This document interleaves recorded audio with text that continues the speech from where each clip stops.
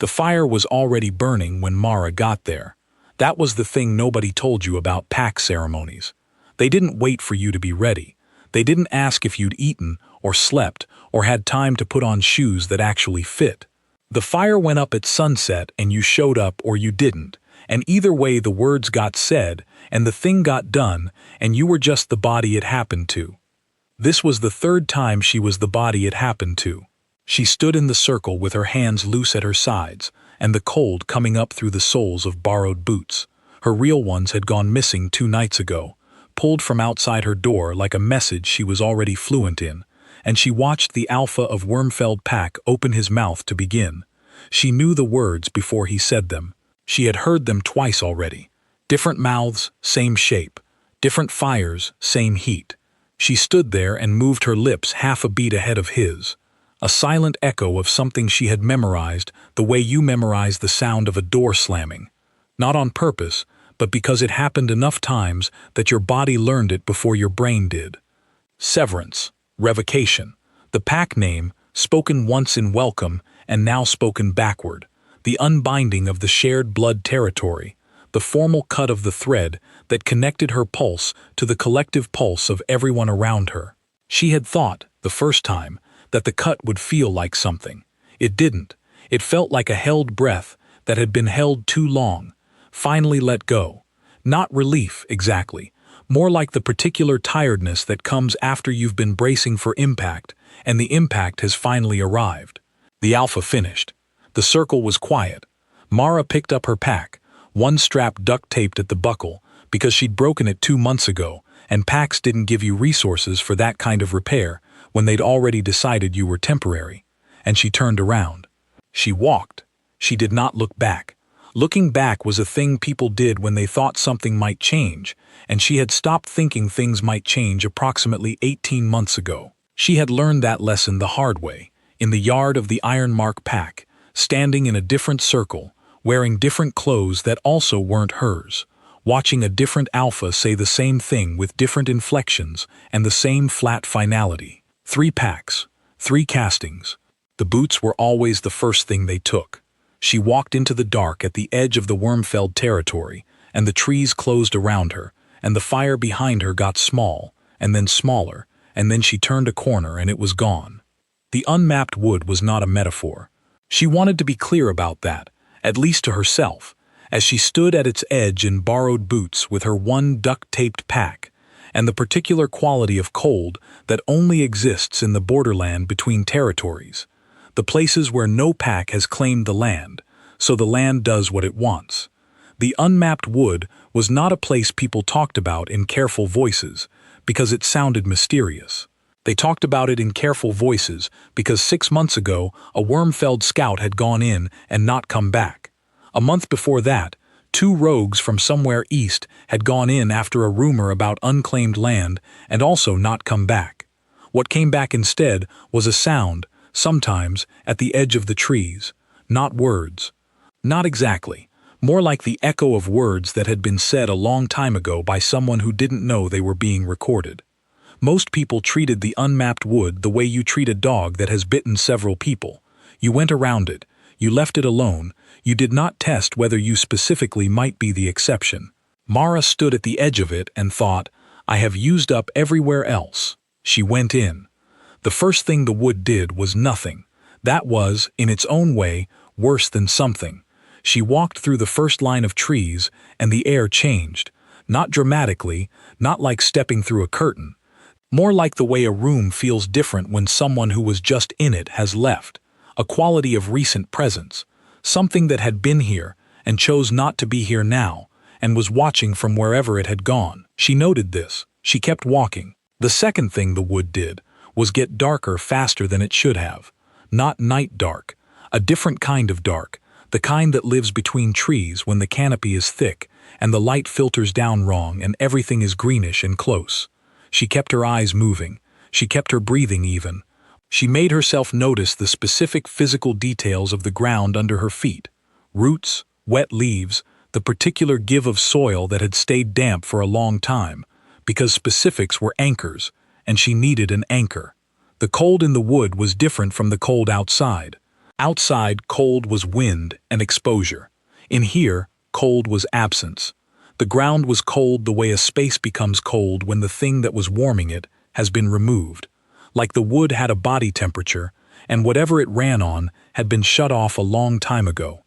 She had half a water purification tablet in her left front pocket, a skinning knife in the side of her pack, and about 4 hours of daylight left, such as it was. She started paying attention. Here is what she noticed in the first 2 hours. The trees moved. Not dramatically, not cartoonishly. If you were watching them, they were still, completely, utterly still, nothing moving except the occasional leaf that might have been moved by wind, except there was no wind in the wood. But when she wasn't watching, when her eyes were on the ground, or the sky, or her own hands, something shifted. The arrangement changed. A path that had been clear on her left was now marginally more closed. A gap between two pines that had been there when she walked past it was, 20 minutes later, not there in quite the same way. It was subtle. Most people would have called it their imagination. Most people would have started walking faster. Gone in circles, tired themselves out, sat down somewhere and waited for something that wasn't coming. Mara sat down immediately.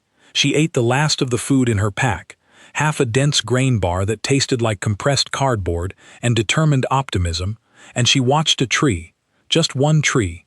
She picked the one directly ahead of her, and she looked at it the way you look at something when you're trying to catch it doing what it does. Waiting. Still.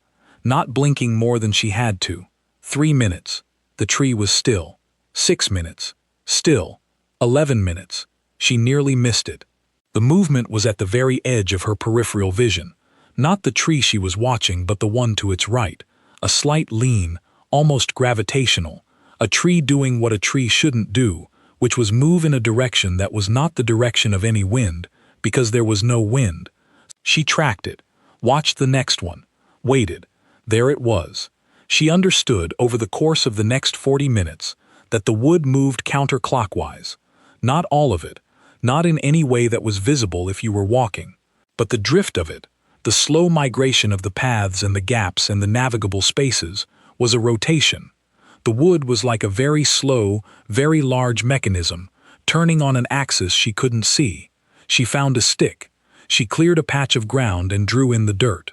Not a map, not yet, just a record. This tree relative to that one, the direction the gap had moved, the speed, estimated, the pattern. She did this for another hour. Then she got up and walked exactly counter to the rotation. She came out the other side, not where she'd gone in. The wood didn't work like that. She came out in a different place, further north, the trees stopping with the same clean line they always did. Territorial border written in the arrangement of wood and root. The sky was gray-white above her, and the air had that different quality again, the one that meant she was at the edge of something claimed. She stood in the borderland and looked at what was ahead of her. There was a fence line. Not impressive. Weather-aged posts, the kind that had been there long enough to look like they'd grown that way. But beyond it, territory that felt different from the dead cold of the unmapped wood. Not warm exactly, but occupied. Intentionally occupied, the way land feels when someone has been running it a long time and knows it the way you know your own body. Alpha sovereign territory. She knew the feel of it, knew it the way you know the smell of a kitchen where someone who cooks very well has been cooking for years. Specific, layered, not something you could fake. She didn't know whose. She noted this too, filed it, crossed the fence line because she had used up the options that did not involve crossing fence lines, and walked forward into the occupied territory with a branch in her hair that she wouldn't notice until considerably later. There were 6 of them. She came around a bend in the tree-lined path, and there they were. 6 people in border scout positions, which meant tactical spacing and the particular held-still quality of people who had been standing somewhere long enough to become part of the landscape. They were good. She almost didn't see them. She saw them.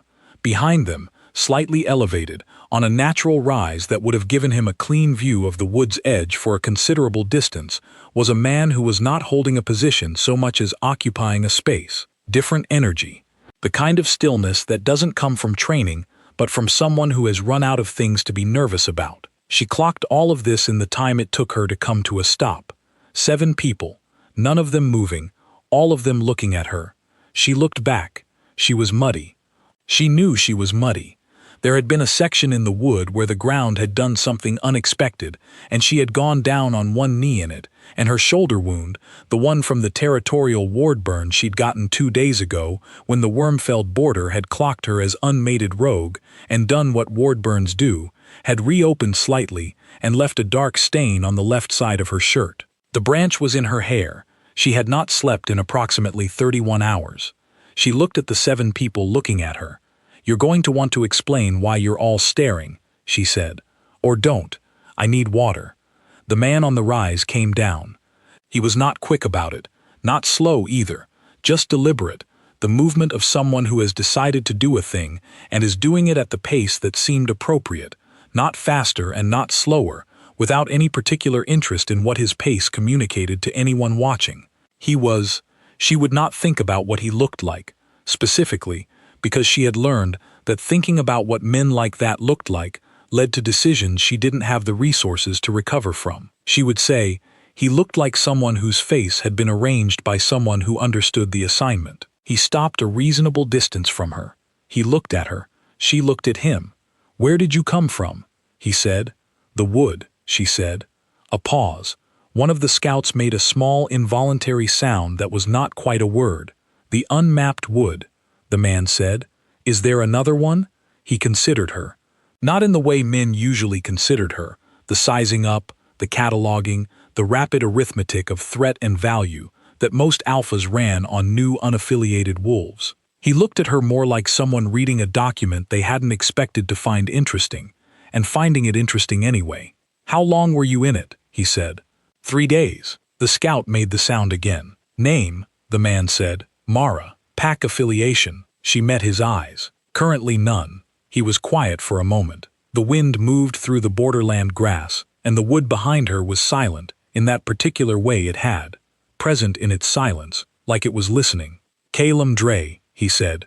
Not as an offer, just as information. She knew the name.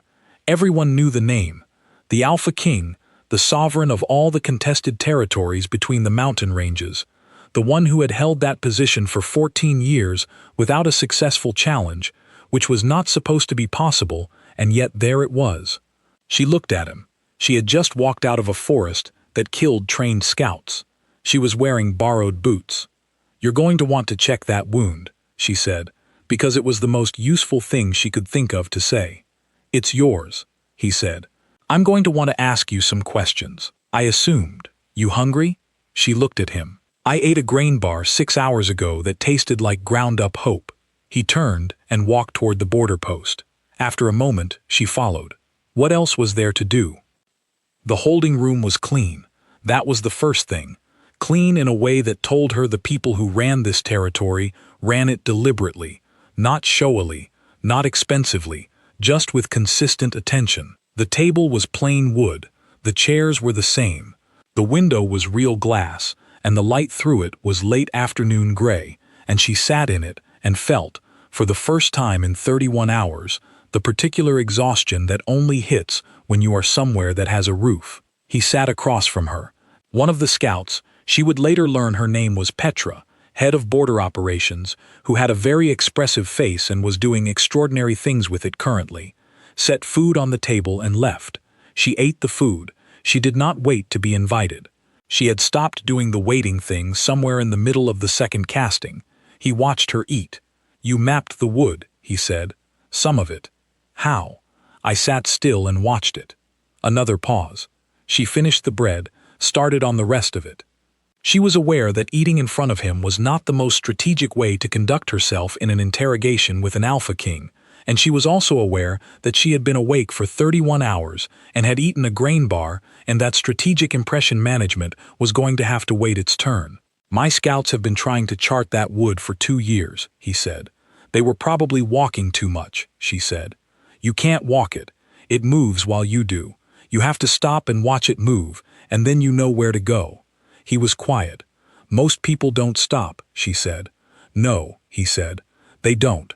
She looked at him. He was looking at her in that same way, the document that turned out to be interesting way, and she looked away first, which she noted and filed, because she noted and filed everything, because that was the habit you built when information was the only resource you reliably had. "Why did you go in?" he said. She considered the question, not the answer. She had the answer. She was considering whether to give it to him honestly, or to give him the version that was technically true but strategically shaped, the one she'd been using with alphas for the better part of 2 years. "I had used up everywhere else," she said, the honest version. She wasn't entirely sure why. He looked at her for a long moment. 3 packs, he said. It was not a question. He'd had her processing data before she'd sat down. 3 packs, she confirmed. Silverfin was first, he said. She looked at him. He was thorough. She respected thorough. Yes. Then Ironmark. Then Wormfeld. You have good records. I have good people, he said. Tell me what you found in the wood. She reached into her pack and pulled out the stick map. 3 days of work.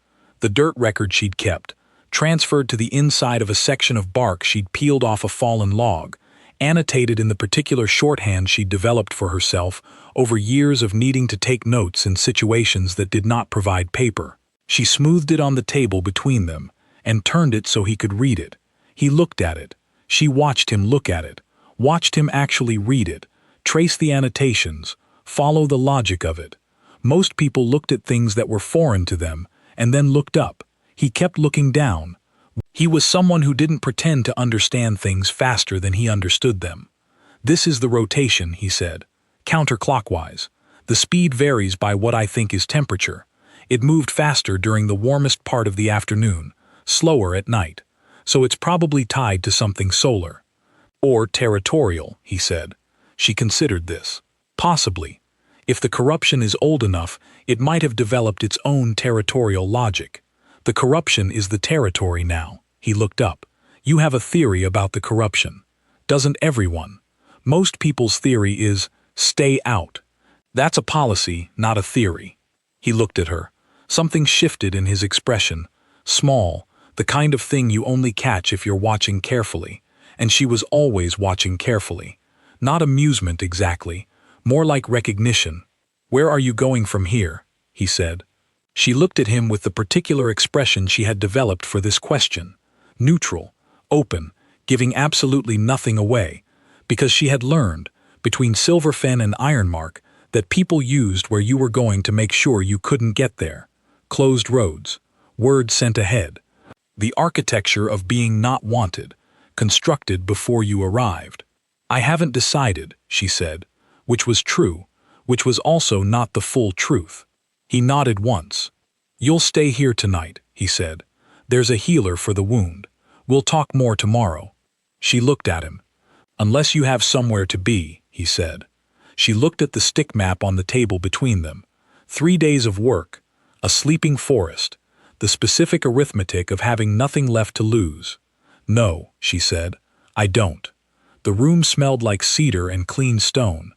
She had not been in a room that smelled like cedar and clean stone in, she counted backward, gave up, stopped counting. Long enough that the smell of it was something she had to adjust to, like how your eyes need a moment when you step from dark into light. The bed was real. Not pallet real, not bedroll real. Actual mattress with actual weight and the kind of quiet that came from walls that were thick enough to hold sound. She lay in the dark and stared at the ceiling. She thought about the 3 times she had let herself believe she was somewhere permanent. Silverfin first. She had been young enough and stupid enough to mistake tolerance for belonging. The alpha there, a man who managed warmth the way some people manage budgets, in careful allocations, always slightly less than you needed, had been patient with her for 8 months before the patience ran out. She had thought, all 8 of those months, that she was earning something. She had been wrong. You don't earn belonging. You either have it or you are quietly, systematically taught that you don't. Ironmark second.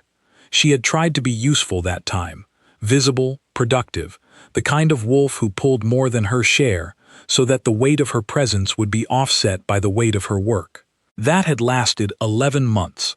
The alpha at Ironmark had been more direct about it. "You don't fit," he had said, which was honest, she supposed, and she had not said what she was thinking, which was, "You never tried to see if I could." Wormfeld third. She had been strategic about Wormfeld. She hadn't let herself feel anything about it. She had gone in with the specific emotional posture of someone taking a contract job, professional, bounded, no expectation of permanence. It had lasted 6 months and ended with missing boots and a ceremony in a firelit circle that she had mouthed along with from memory. She lay in the cedar and stone room and she thought about all of this, which was something she usually didn't let herself do, which was why doing it now felt like pressing on a bruise. Not to hurt herself, but to confirm it was still there. It was still there. She thought about tomorrow. About the Alpha King with his careful eyes and his stick map sitting on the table between them, and the particular way he had said, "You have a theory about the corruption," like it had surprised him. She thought about the fact that she had given him the honest answer, not strategy, just the truth, out of her mouth before the strategy arrived. Smart, she thought. Real smart, Mara. Sure, something else said. Quieter. Underneath. That's definitely what this is. She closed her eyes on the second voice. She was very good at that. She had been doing it for 2 years. You got good at things you practiced. She slept. For the first time in 31 hours, she actually slept. The next morning, he sent her to the healer for the shoulder and then to the border research room, which was large and full of maps, and she sat in it alone for approximately 40 minutes before she began reorganizing it. Not out of presumptuousness. She could not help it. It was the way her brain worked. She saw the problem in the arrangement before she'd been sitting 5 minutes. The maps were filed chronologically, which was logical, but what you needed to understand the wood's behavior was geographic correlation, not chronological order. She began shifting things. By the time the senior cartographer came in, a woman named Iris, who had held the position for 11 years and had the specific expression of someone who has been working on an unsolvable problem for so long they have made a kind of peace with it. Mara had reorganized approximately a third of the room. Iris stood in the doorway. "I can put it back," Mara said. "Don't you dare," Iris said, and came in and looked at what she'd done, and the piece with the unsolvable expression changed into something else entirely. "You've grouped them by the rotation axis. I think there are 3. Not 1. The wood might be 3 overlapping mechanisms turning at different speeds, and that's why it's been uncharted. You're looking for one logic, but it's 3 different logics running at the same time, and you have to map all 3 before any of it makes sense." Iris looked at her for a long time. "Where were you trained?" she said. Mara looked at the maps. "Everywhere I've been," she said, which was the true answer, which was also the answer that told you the most about what her everywhere had consisted of. She did not elaborate. She went back to the maps. Behind her, she heard Iris go back out into the hallway, and then the sound of someone else in the hallway who had been passing and had, for some reason, stopped. She did not turn around. She kept working. She stayed a week before the thing happened that changed what staying meant. The week was, she would not call it good. She didn't use that word easily. The week was useful. She worked, she ate, she slept in the cedar and stone room, and woke up without the specific 3 a.m. jolt that had been her constant companion for 2 years, the one that shot her upright in the dark, with her heart going, and the cold knowledge that she was somewhere temporary. The jolt still came, but it got smaller each night, which she noted and did not trust. She saw Calum Dre in corridors and at the edges of meetings she was not technically part of, but that nobody told her to leave. He did not hover. He did not check on her in ways that communicated, "I am checking on you." He checked on her in ways that communicated, "I was here for another reason and you happen to also be here." She understood the difference. She appreciated it more than she should have and filed the appreciation away where she put the other things she wasn't examining yet. He was watching her. She knew this. She was watching him watching her, and he probably knew that too, and neither of them said anything about it, which was its own kind of conversation. The week ended on a Tuesday. It started in the border research room, where she spent most of her time now, which Iris seemed to regard as a personal gift from the universe, and which Mara regarded as the most useful thing she could do with her hands, while she waited to understand what she was waiting for. It had taken 6 days of cross-referencing, of overlaying the scout maps with the temporal data they'd recorded, and finding the places where the data didn't fit 1 or 2 rotations but did fit 3, and she had it now. A rough diagram, not as clean as she wanted, but clear enough to show that the wood had a triple mechanism running at approximately 40-degree offset from each other, which meant that the safe paths through it opened and closed in patterns that could, theoretically, be predicted. Not easily, not without significant work, but theoretically. She was looking at this diagram, sitting on the floor actually, because the table had run out of space 2 days ago, and the floor was more logical, when the wood moved outside. Not metaphorically, not a shift in the air, not a feeling. The wood moved. She felt it before she heard it. A wave through the ground that wasn't seismic, wasn't natural, was something else entirely.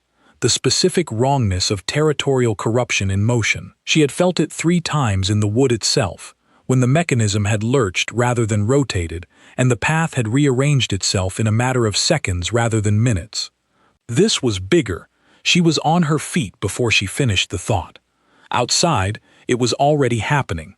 The ward along the border, the territorial boundary that ran along the fence line between the sovereign territory and the unmapped wood, was doing something it was not supposed to do, which was failing. Not at one point. Along a length of it, the ward was going dark, the way a string of lights goes dark when one bulb fails and takes the rest with it, section by section, faster than anyone could respond to any individual failure. She saw Calum Dre across the yard.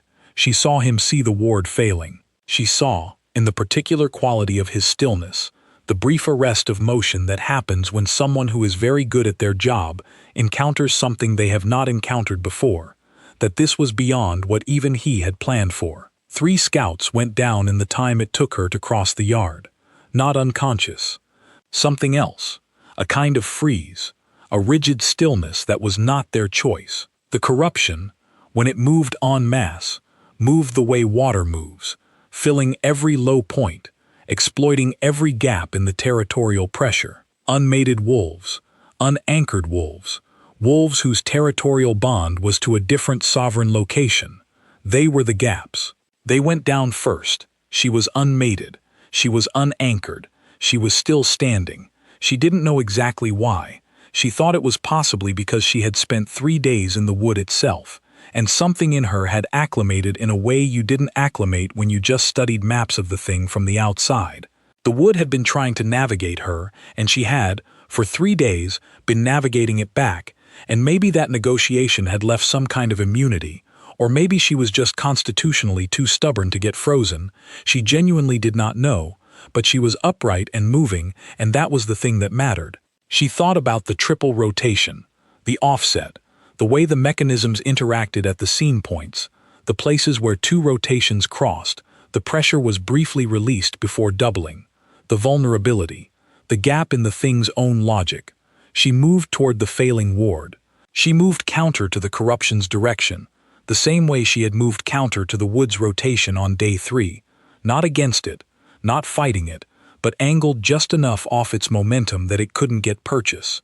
She was not a powerful wolf.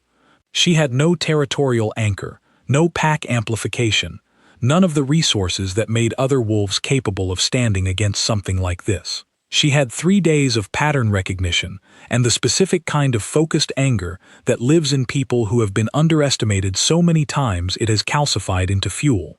She moved through the corruption wave like she had a map of it, which technically she did. She got to the scene point, the place where the first and third rotation mechanisms crossed, the gap in the wood's own logic, and she did not push against the corruption there. She redirected it, guided its own momentum into itself, into the gap, let it meet its own pressure going the other direction, and she stood there in the middle of it with her feet planted and her hands in the ward line, and she held the redirect until it collapsed. It was not clean. Nothing about it was clean. The corruption did not go quietly. It pushed back. It found her peripheral wounds. The shoulder reopened, and then the other side of her, where the ward burn from weeks ago had scarred, and she hadn't known there was still something there to pull on. She held the redirect anyway, teeth together, eyes open, the specific grim arithmetic of someone who has been working with limited resources for long enough that they know exactly how to spend what's left. The wave collapsed. The ward held. Mara sat down on the ground. Her hands were in the dirt. Her shoulder was bleeding again. The border yard was very quiet in the specific way that things are quiet after a large sound. Not peaceful quiet, absence of catastrophe quiet, which is its own kind of loud. She made a list. She did this when she was trying not to think about how close something was. Made a list of what had gone wrong, what had been close, what to do differently. The list was the thing her brain could hold. The list kept the other things from taking up all the space. Item 1. The scene point between rotation 1 and 3 was more volatile than she'd modeled. Adjust the diagram. Item 2. The corruption moves faster when it's in open air than when it's contained by the wood's own canopy. That was new data. Item 3. The ward needed reinforcing at the crossing points. Specifically, not uniformly. Uniform reinforcement was missing the actual vulnerability. She was on item 4 when she became aware of someone sitting down next to her, on the ground, next to her, in the dirt. She looked to her right. Calum Dre was sitting on the ground next to her, in the dirt, with the same deliberate quality he brought to everything. Not rushed, not making a performance of sitting with her in the dirt. Just sitting there. Behind them, some distance back, she heard the sound of the border operations team trying to figure out what had just happened, and Petra's voice beginning a sentence that sounded like the start of a significant debrief, and then Calum's voice, very even, not looking back. "You can have the room," he said. He didn't say it to her. He said it to the yard. The yard cleared. They sat in the dirt together in the quiet. After a while she said, "The scene points in the ward are the real vulnerability. It's not the sections, it's where the different territorial wards meet. The corruption targets the joins." "All right," he said. "I can map the joins. It'll take a few days. But if you reinforce at the scene points specifically and leave the sections alone, you're spending less resource for more coverage." "All right," he said again. She looked at the ward line. Her hands were still dirty. The shoulder had stopped bleeding, which was good, but she could feel it would leave another scar, which she was adding to a collection at this point. "You went through the corruption wave," he said. "Yes." "On foot, with no anchor." "Yes." "How?" She thought about this.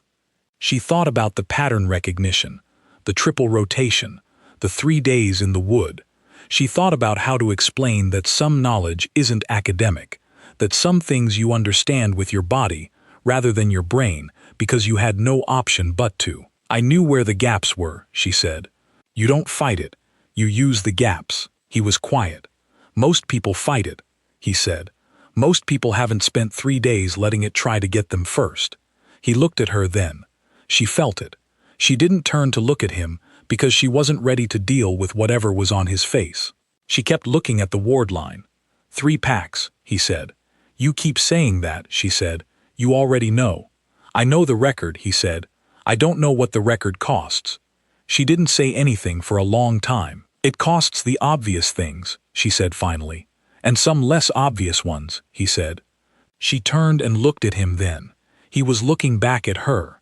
Whatever was on his face, she couldn't name it precisely. Not pity, not assessment. Something between recognition and careful attention. The way you look at something you want to understand, without breaking. She looked away first. Again. "The shoulder will heal," she said. "I wasn't asking about the shoulder," he said. She filed this. Deep. Put it in the place where the other things she wasn't examining lived, which was getting crowded. "You should have the healer look at it again," he said. "I know," she said.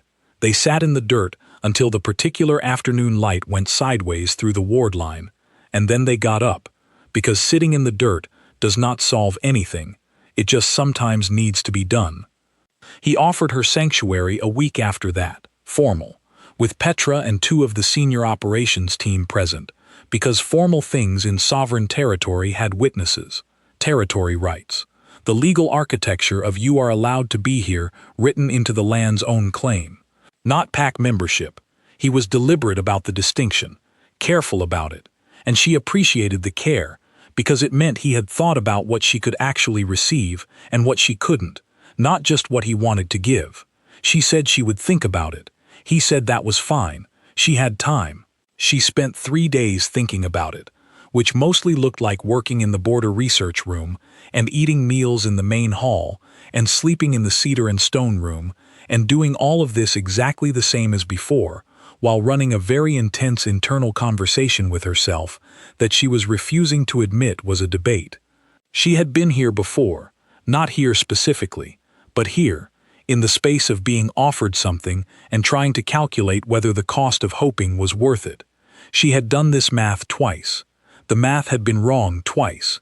The third time, she thought about the borrowed boots. She thought about the mouthed severance words. She thought about the exact arithmetic of walking into a wood that killed trained scouts, because the alternative was that there was nothing else left. She thought about a man who sat on the ground next to her without being asked and told everyone else to leave. She thought about the stick map on the table and the way he had actually read it. She thought about the fact that in 11 days she had not once been made to feel like a resource that was being assessed for value and would be discarded when the assessment came back negative. She had been made to feel, she searched for the word, present, like a person who was somewhere rather than a body that was being processed. This was dangerous. She knew it was dangerous. She had enough data to know that the distance between feeling like you belong and being cast out was not always as large as it felt, and she was acutely, specifically aware that she could not survive a fourth time. She also thought about the second voice, the quiet one, the one that said, "Sure, that's what this is," when she was telling herself this was just rational decision-making. She had been ignoring it for years. She was very good at ignoring it. She thought, what if I am wrong about him? She thought, yes, that is possible. She thought, what if I am also wrong about being wrong about him? She sat with this for a long time. She found him in the library. She had not been looking for him specifically. She had been looking for a particular reference document about old territorial ward construction, and the library was where they kept the pre-sovereignty records. But he was there, at the long table near the south window, with 3 documents open and the particular quality of concentration that she recognized from herself, which was the kind that goes so deep you stop hearing the room. He didn't hear her come in. She stood for a moment. Just a moment. She watched him read something, trace a line in a document with his finger, frown slightly at whatever it said. She went to the shelf she needed, found the document, started to leave. He looked up. "There's tea," he said, as if she had been expected, as if the tea was always going to be there. She looked at the tea on the small table near the window. 2 cups. She noted this. She did not comment on it. She sat down. She opened her reference document. They both read. This lasted 20 minutes, which she experienced as a strange kind of silence. Not empty silence, but the kind that has weight to it, the kind that exists between people who are not talking but are not ignoring each other either. Then he said, the old ward construction used a different reinforcement model. They built at the origin points, not the joins. She looked up. Origin points, where the territorial claim began, historically, before the sovereignty consolidated. He turned the document toward her. The join vulnerability you found, I think it's because the current construction is layering wards that were originally built on different origin logics. They were never designed to meet. She looked at the document. She thought about her triple rotation model, the offset angles, the way the mechanisms didn't quite fit each other. The wood's corruption is the same, she said. Whatever was in the territory before the wood became what it is, it was also built in layers. The corruption isn't one thing, it's 3 old territorial logics that don't fit each other, running at the same time. He looked at her. That's why it can't be charted by conventional means, she said. You're trying to read one language and it's speaking 3 simultaneously. He was quiet for a moment. You got that from 3 days in it, he said. I got that from 3 days in it and 11 days of your records and 6 days of Iris's patience. Most people with that level of insight would have stayed in a pack that could use it, he said. Not an accusation, just a statement of what was apparently true. From the outside, she looked at the document, the old ward diagrams, origin points and join lines. Most people with that level of insight had a pack that wanted it, she said. She said it the way she said most things that cost her. Cleanly, with no particular emphasis. The way you say things when you've had enough time to stop being angry about them and haven't yet decided what to replace the anger with. He didn't say anything for a moment. That's a particular kind of waste, he said. Yes, she said. It is. They sat with it. She looked at the ward diagrams. He looked at her, she thought, though she was looking at the documents and not at him. Mara, he said. She looked up. He was looking at her in the way she had not been looking at. Direct. Unguarded. For just a second. The kind of moment that happens when someone has stopped managing what their face does. I've been watching, he said. Since the wood. Since before, maybe. I've been watching the way you move through things. She said nothing. Not assessing, he said. I want to be specific about that. Not calculating value. He paused. Watching the way you think. She felt something shift in her chest, which she was not going to name. That's a very dangerous thing to tell me, she said. I know, he said. Why? He thought about it. He was someone who actually thought about things before he said them, which was rarer than it should have been. Because I'm not sure I can stop, he said. She looked at him. He looked at her. She looked away. She looked at the old ward diagrams, the origin points, the joins. I have a working theory, she said, about why the joins are unstable. Tell me, he said. She did. They talked about the wards for another hour, and the tea went cold, and neither of them said what had just happened in the gap between one sentence and the next, and it sat there in the room with them, unresolved, open, which was the only honest way to hold something you weren't ready to be certain about. The formal offer came 2 days later. She stood at the threshold, not a metaphor, an actual threshold, the doorway of the formal reception room where the witnesses were already inside and the sovereign bond papers were on the table, and Iris was pretending very hard to be calm, and Petra had stopped pretending and was just openly experiencing her feelings about this. Mara stood outside the door. She thought about the boots. She thought, you have been wrong before. She thought, yes. About the packs. About what tolerance looks like when it's running out. About the specific way kindness can be a performance that has a time limit. She thought, what do I have that says this is different? She went through it like a list, because lists were her thing. Lists were how she held the world. She had the stick map on a table, actually read. She had 11 days of working in a room nobody told her to leave. She had tea, 2 cups. Already there, she had a man sitting on the ground in the dirt next to her, because she was sitting on the ground in the dirt, and he didn't see a reason to be anywhere else. She had, I'm not sure I can stop. She had the specific quality of being watched, not assessed, not catalogued, not measured, just watched, with the kind of attention that doesn't have an agenda behind it, which was new. That was genuinely new.